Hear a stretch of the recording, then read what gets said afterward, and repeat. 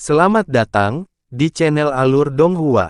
Sebelum menonton, silahkan subscribe, biar Mimin tambah semangat update-nya.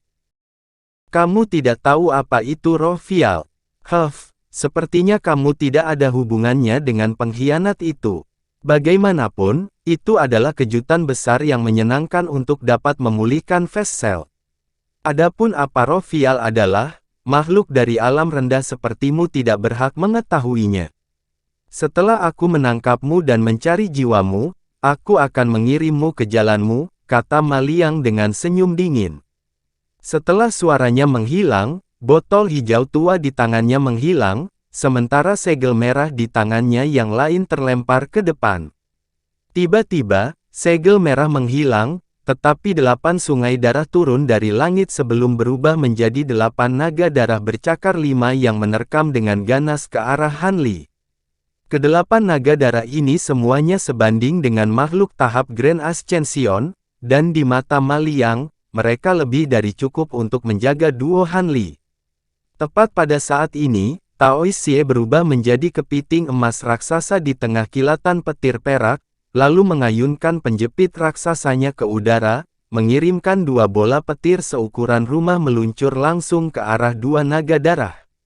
Dia kemudian terbang ke depan sebagai bola petir, dan dengan demikian, pertempuran sengit terjadi antara kepiting emas dan 2 naga darah.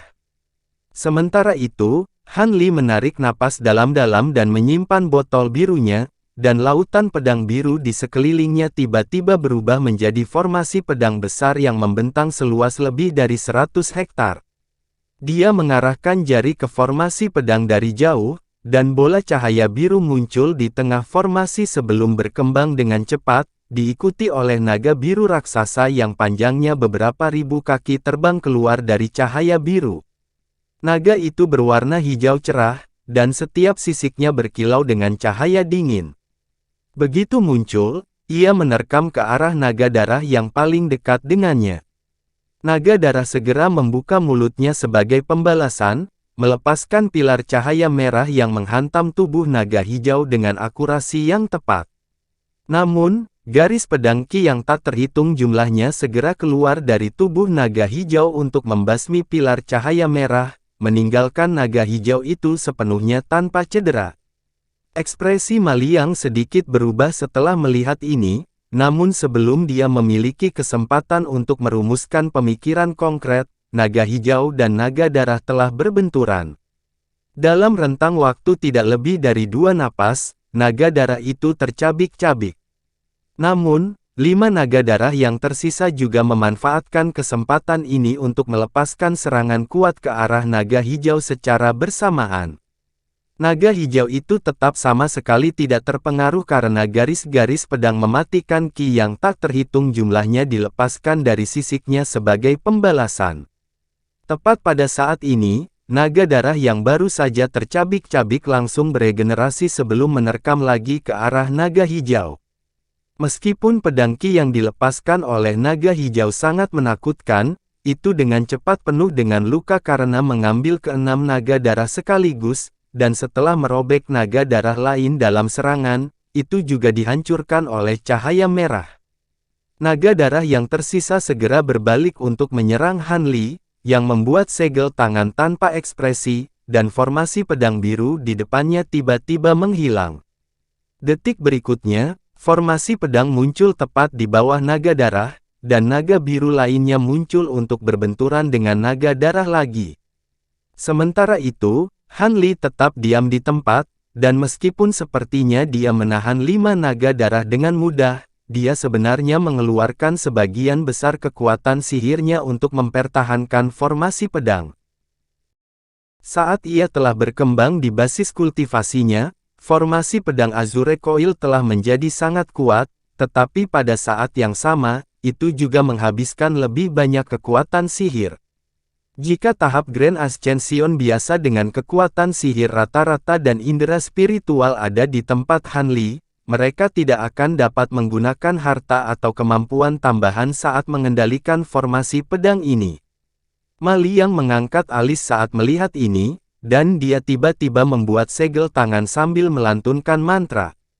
Semburan gemuruh keras terdengar di atas Han Li, dan proyeksi segel merah pegunungan muncul di tengah kilatan cahaya merah. Semburan fluktuasi hukum melonjak dari atas, dan proyeksi turun ke arah Han Li.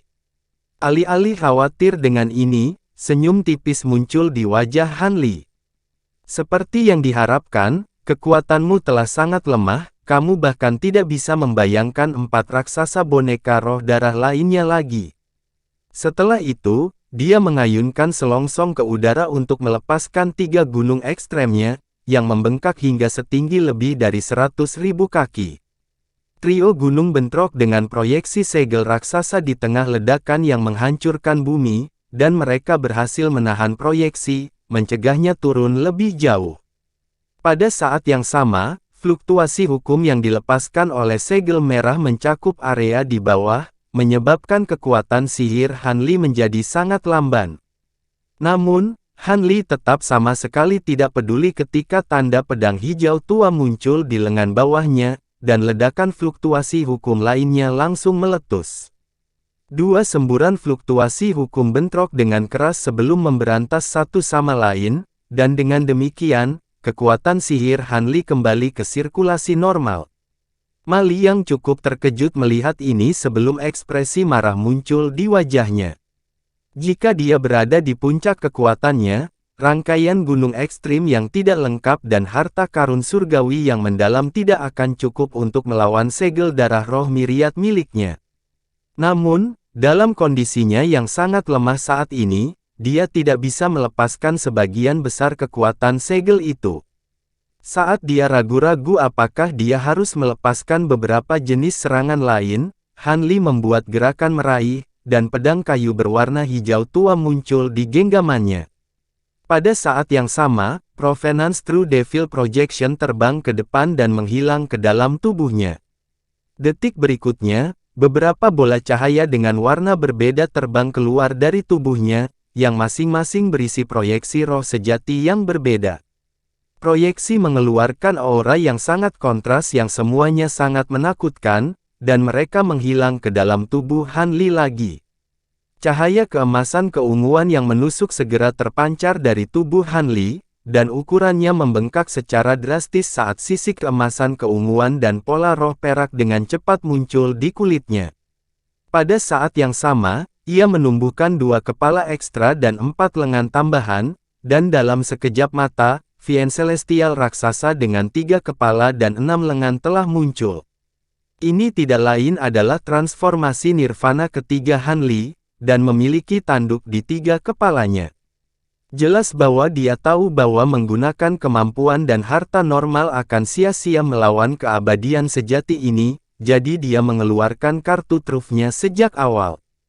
Han Li hanya butuh sesaat untuk menyelesaikan transformasinya, dan saat dia mengayunkan pedang kayu hijaunya, garis rune perak segera muncul di permukaan bilahnya. Ki asal dunia di seluruh area bergetar, dan bintik cahaya 5 warna yang tak terhitung jumlahnya muncul sebelum membanjiri pedang kayu dalam hiruk-pikuk. Ekspresi Ma Liang menjadi sedikit gelap setelah melihat ini, dan dia segera mengayunkan lengan bajunya ke udara, melepaskan 8 jimat perak yang berubah menjadi senjata perak raksasa sebelum mengirimnya terbang langsung ke arah Han Li. Tepat pada saat ini, Han Li melangkah maju, lalu menebaskan pedang hijau raksasanya ke udara.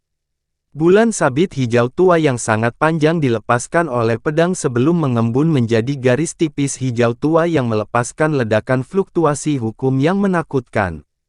Senjata perak raksasa yang mendekat tidak memiliki peluang melawan garis hijau gelap, dan semuanya langsung meledak saat bersentuhan. Garis hijau bergerak begitu cepat hingga mencapai Ma Liang hampir seolah-olah melalui teleportasi seketika, dan itu melepaskan ledakan kekuatan glasial yang membuat Ma Liang merasa seolah-olah darahnya telah membeku. Mata Ma Liang berkontraksi sedikit setelah melihat ini, tetapi bukannya mengambil tindakan mengelak, dia mengayunkan lengan bajunya ke udara untuk memanggil perisai hitam, sambil juga membuka mulutnya untuk melepaskan pedang putih murni. Garis hijau tua mengenai perisai hitam dan hanya goyah sesaat sebelum memotong perisai menjadi 2, di mana itu bertemu dengan pedang putih kecil. Suara gedebuk terdengar saat keduanya bentrok, dan anehnya, mereka berdua terdiam sama sekali, seolah-olah waktu itu sendiri telah terhenti. Detik berikutnya, retakan keras terdengar, dan pedang putih kecil itu hancur tanpa peringatan apapun, sementara garis hijau tua juga memudar. Pada saat pedang kecil itu dihancurkan, rona tidak wajar muncul di wajah Ma Liang, dan dia memuntahkan seteguk esensi darah emas. Beraninya kamu menghancurkan origin slash immortal swordku. Aku akan memastikan kamu menderita kematian yang paling menyiksa. Ma Liang berkata dengan ekspresi marah, dan sepertinya pedang putih itu sangat penting baginya. Han Li secara alami tidak menghiraukan hal ini, dan dia mengangkat pedang kayu raksasanya sebelum menebaskannya ke udara lagi. Ki asal dunia bergetar saat garis hijau gelap lainnya menyapu udara.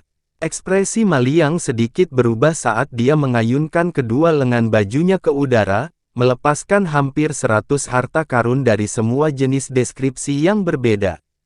Harta karun itu menyatu menuju garis hijau sebelum meledak menjadi bola cahaya yang gemerlap. Semua harta ini jelas sangat tangguh, dan dengan setiap harta yang diledakkan, garis hijau akan goyah dan sedikit memendek. Setelah semua harta karun itu diledakkan, garis hijau akhirnya mencapai Ma Liang, tetapi pada titik ini, panjangnya berkurang menjadi hanya lebih dari 100 kaki.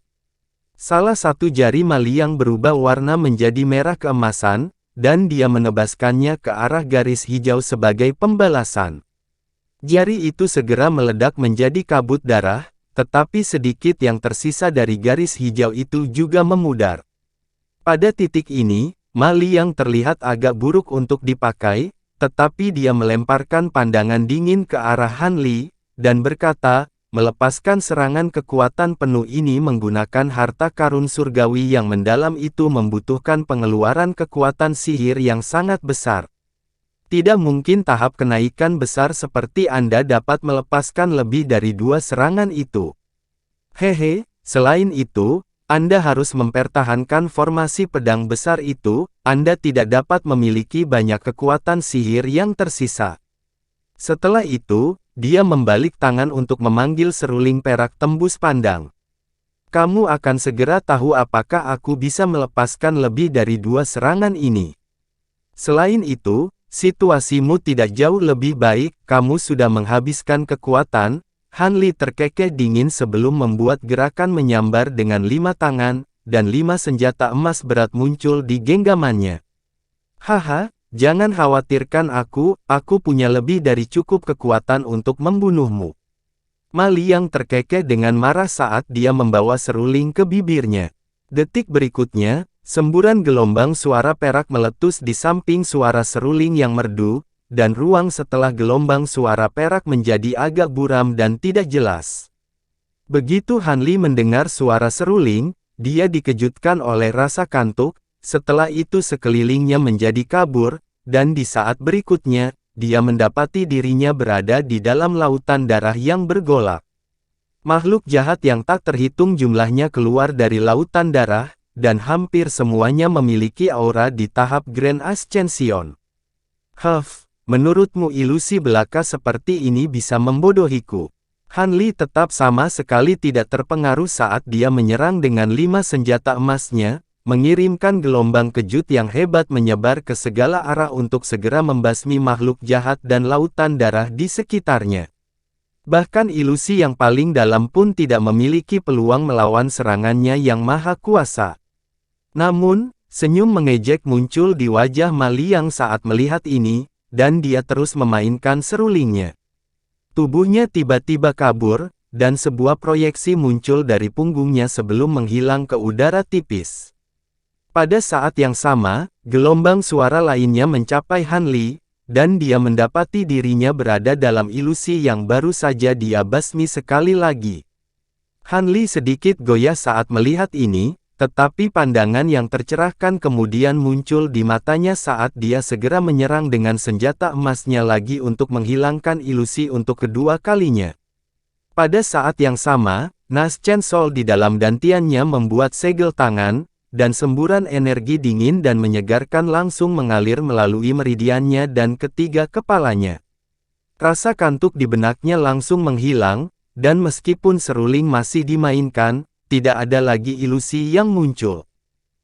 Ma Liang heran melihat ini.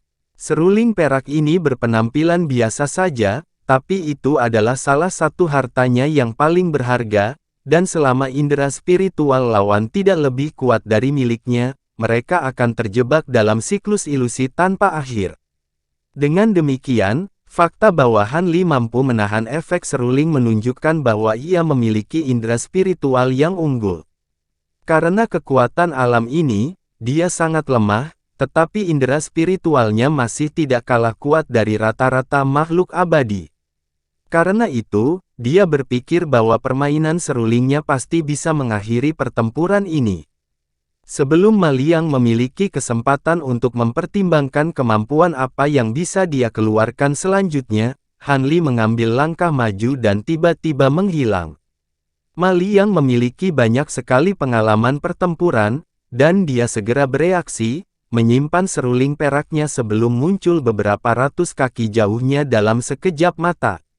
Detik berikutnya, 5 pilar tebal cahaya keemasan menghantam tempat di mana Ma Liang berdiri beberapa saat yang lalu, dan seluruh ruang melengkung dengan keras menghadapi serangan yang menakutkan. Baru saat itulah Han Li muncul kembali di tengah ledakan fluktuasi spasial. Sedikit keheranan melintas di mata Ma Liang saat menyaksikan kekuatan dari kelima senjata emas itu. Dalam menghadapi serangan yang menghancurkan seperti itu, bahkan tubuh abadi sejatinya tidak akan mampu bertahan lama, jadi dia segera meninggalkan pikiran untuk melibatkan Han Li dalam pertempuran jarak dekat. Seperti yang dikatakan Han Li, terlepas dari kekuatan abadinya, dia adalah kekuatan yang dihabiskan, dan dia tidak mampu melepaskan banyak kemampuannya. Tepat ketika dia ragu-ragu tentang bagaimana melanjutkan, Han Li mengambil langkah maju dan menghilang lagi. Hati Ma Liang sedikit tersentak saat melihat ini, dan dia juga langsung berteleportasi ke tempat lain. Detik berikutnya, 5 pilar cahaya menghantam tempat dia baru saja berdiri, dan Han Li muncul kembali sebelum menghilang dalam sekejap sekali lagi. Dengan demikian, pengejaran terjadi di mana Han Li dan Ma Liang berteleportasi ke seluruh area tanpa henti, sementara ledakan yang menghancurkan bumi terdengar dengan setiap serangan dari Han Li. Karena itu, Ma Liang terus-menerus ditekan tanpa diberi jeda. Akibatnya, amarahnya mencapai titik didih, dan dia akhirnya mengambil keputusan. Setelah muncul di tempat tertentu, dia tidak langsung berteleportasi lagi. Sebagai gantinya, dia dengan cepat memanggil kotak batu giok sebelum melemparkannya ke udara, lalu melemparkan serangkaian segel mantra dengan cepat ke arahnya. 5 pilar cahaya tebal muncul di atas untuk menyerang kotak batu giok, dan meledak untuk melepaskan awan api merah besar. Awan api itu kemudian berubah menjadi Wim merah tua dengan antena panjang di sekujur tubuhnya, dan 5 senjata emas berat itu langsung menabraknya. Namun, Wim itu mampu menghancurkan 5 senjata yang datang hanya dengan sapuan ekornya, yang kemudian muncul di samping Ma Liang dalam sekejap sebagai bola lampu merah. Wim kemudian berubah menjadi sosok merah kecil yang tingginya sekitar 3 kaki sebelum tertawa kegirangan. Aku tidak berpikir kamu akan membuka segel kedua di tubuhku. Haha, sepertinya kamu dalam masalah besar di sini. Kalau tidak, kamu tidak akan pernah melakukan hal seperti ini. Tepat pada saat ini, Han Li muncul di tengah ledakan fluktuasi spasial, dan dia melirik sosok merah sebelum melepaskan serangan lain tanpa ragu-ragu. Tepat pada saat ini, Han Li muncul di tengah ledakan fluktuasi spasial, tetapi setelah dia melirik sosok merah itu, dia ragu-ragu dan tidak menyerang lagi. Hentikan obrolan, Huo Suzi. Aku ingin kau membunuh pria itu untukku sekarang, perintah Ma Liang dengan ekspresi dingin. Aku sudah mendapatkan kembali kebebasanku, kenapa aku harus mendengarkanmu? Balas sosok Crimson itu. sepertinya kamu tidak ingin manik terikatmu, kata Ma Liang dengan suara dingin. Kamu bersedia mengembalikan manik terikatku kepadaku.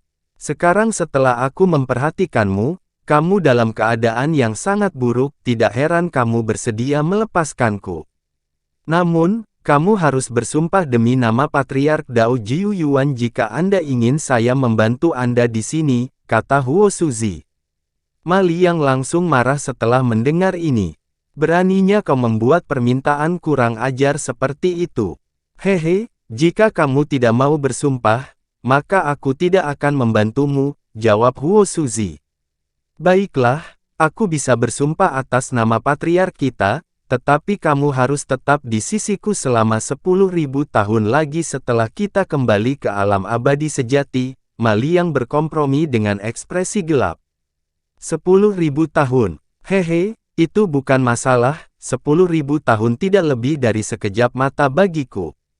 Aku akan mengurus bocah ini untukmu, Huo Suzi terkekeh. Ma Liang dengan cepat bersumpah atas nama Patriark Dao Jiu Yuan, lalu memperingatkan, jangan ceroboh. Kamu juga dibatasi oleh kekuatan alam ini, dan tubuhmu rusak dalam pertempuran sebelumnya, jadi meskipun aku telah membuka segel kedua, kamu tidak akan bisa mengeluarkan banyak kekuatan penuhmu. Jangan khawatir, aku sangat sadar akan hal itu. Aku hanya akan membantumu menyibukkan anak nakal itu, kamu harus mendaratkan serangan mematikan itu sendiri, kata Huo Suzi dengan acuh sebelum berbalik untuk menilai Han Li.